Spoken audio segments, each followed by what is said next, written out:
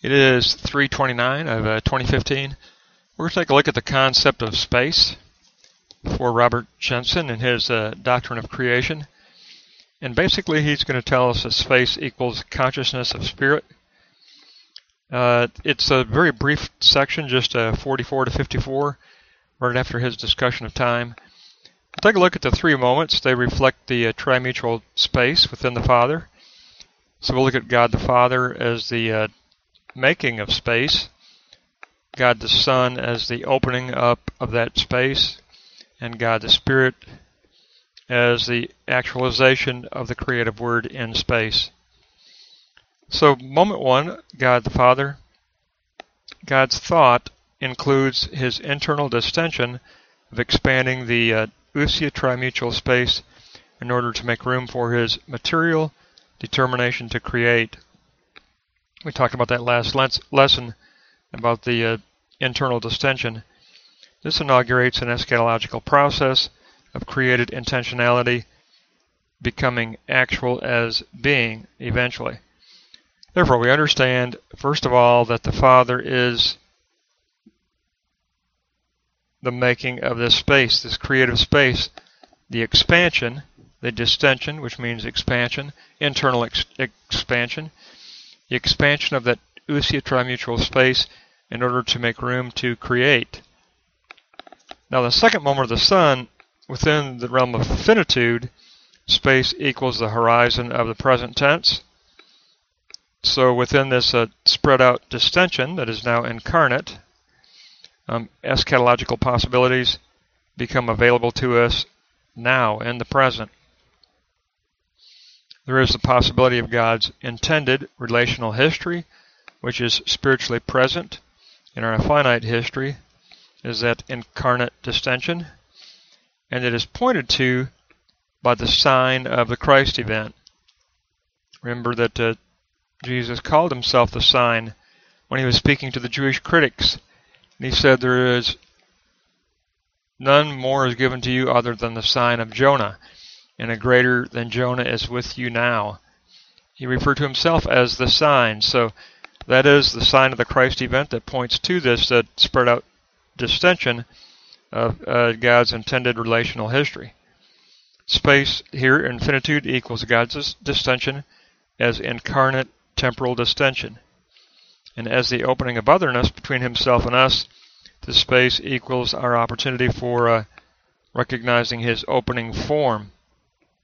The opening form is also the enabling form where we can work toward God's own beyond and his own future, which includes his creation. Now, the realm of spirit is where all this activity takes place. In the realm of spirit, space needs to become consciousness. God's distension as open form needs to enclose our own and others' internally constructed extension of horizon. Remember, under the concept of time, we talked about this, but we all construct these hopeful extensions of horizon for our own personal history of finitude, and these are nested within the eternal distension that is opened up in front of us as the spiritual reality that is hidden in our finite reality. Consciousness is enabled by the structuring power of this trimutual distension that is spread out before us. So within this realm, initially we are members of God's opening accommodation. Remember, Jenson called that opening of space God's accommodation to open space for us. Well, initially in this opening accommodation within the trimutual space, we are separate. We are not yet in absolute correspondence with God.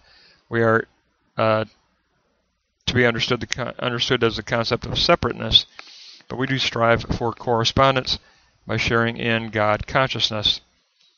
And this is a possibility because of the Son's acceptance of being that is other than God. The existence that is other than God is absolutely accepted by the Son in his obedience and by his taking on of the title of Son of Man.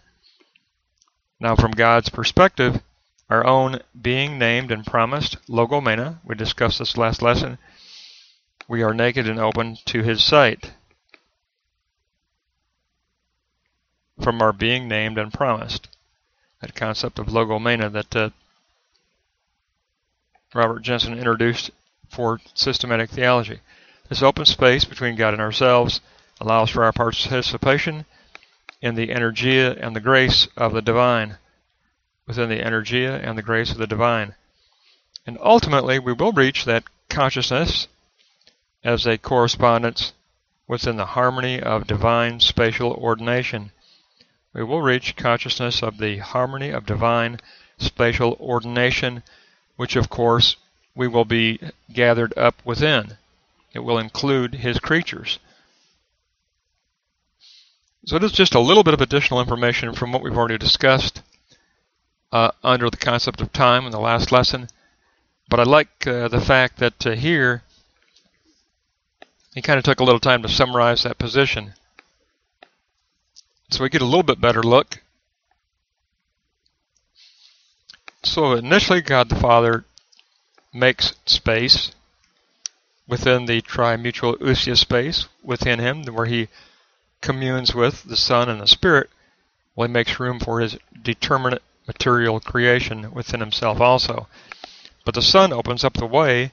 The Son is a sign that points to the content of this distension of relatedness that the Father wants to intend for his creation. The Christ event is the sign that points to the content of that intention. So Christ becomes the opening form, the holding open of the opening form, is a better way to put it. Jenson said that Christ is the holding open of the opening form. And then finally, in the realm of spirit, where we actually do participate, we participate in this incarnate distension, trimutual distension that is spread out before us. And we keep participating until we gain greater and greater and greater correspondence. And eventually we will reach a consciousness of the harmony of divine spatial ordination. So, very excellent work again. I just love the last lesson. This is really a continuation of the last lesson, but it wraps it up for us by taking us to that point where we reach the trimutual space of converse and become a part of it by reaching spiritual consciousness. And that wraps us up through page 54.